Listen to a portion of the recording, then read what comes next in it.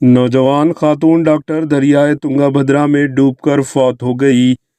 حیدرآباد سے تعلق رکھنے والی ایک نوجوان خاتون ڈاکٹر اپنے دوستوں کے ہمراہ سیر و تفریح کے لیے ریاست کرناٹکا گئی، لیکن بدقسمتی سے وہ دریا میں ڈوب کر جان کی بازی ہار گئی۔ یہ دلخراش واقعہ کرناٹکا کے ضلع کوپل میں پیش آیا۔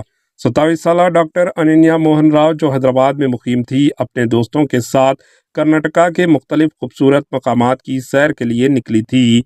منگل کی رات وہ سناپور گاؤں کے ایک گیسٹ ہاؤس میں قیام پذیر ہوئی۔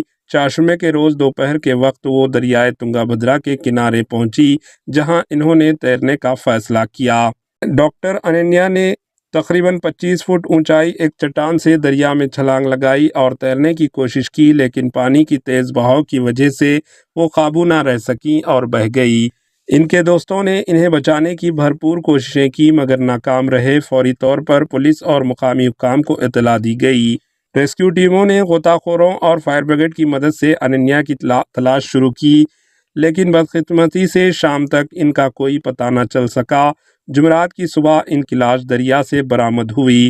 اطلاعات کے مطابق ڈاکٹر اننیا حیدرآباد کے VKC اسپتال میں خدمات انجام دے رہی تھی۔ اس حادثے کی ایک ویڈیو بھی سوشل میڈیا پر وائرل ہو رہی ہے، جس میں انہیں دریا میں چھلانگ لگاتے ہوئے دیکھا جا سکتا ہے۔